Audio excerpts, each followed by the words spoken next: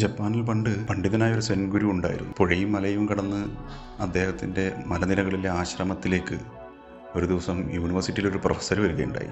സെൻ എന്ന തത്വചിന്തയെക്കുറിച്ച് കൂടുതൽ അറിയണം എന്നതായിരുന്നു പ്രൊഫസറുടെ ആവശ്യം. വളരെ സന്തോഷത്തോടു കൂടി സെൻ ഗുരു അദ്ദേഹത്തെ വരവേറ്റു.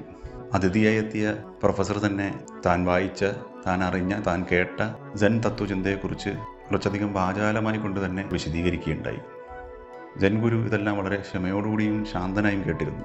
സെൻ ഗുരു തൻ്റെ അതിഥിക്കായി ചായ വിളമ്പാൻ തുടങ്ങി. ഒന്നാമത്തെ കപ്പിൽ വളരെ കുറച്ച് ചായ ഒഴിച്ചു വെച്ചതിന് ശേഷം അദ്ദേഹം രണ്ടാമത്തെ കപ്പിലേക്ക് ചായ ഒഴിച്ചുകൊണ്ടേയിരുന്നു. ചായ കപ്പ് നിറഞ്ഞ് തീന്മേശയിലേക്ക് ഒഴുകാൻ തുടങ്ങി.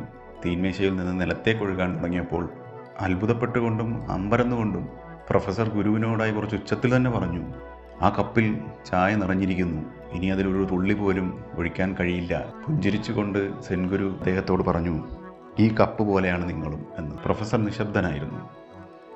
അദ്ദേഹത്തോടായി സെൻ ഗുരു തുടർന്നു, "സെൻ പഠിക്കാനായി വന്ന നിങ്ങളുടെ മനസ്സിൽ മുഴുവനും നിങ്ങളുടെ അഭിപ്രായങ്ങളും നിങ്ങളുടെ അറിവുകളും നിഗമനങ്ങളുമാണുള്ളത്. പുതുതായി ഒന്നിനും അവിടെ ഇടമില്ല" എന്ന്.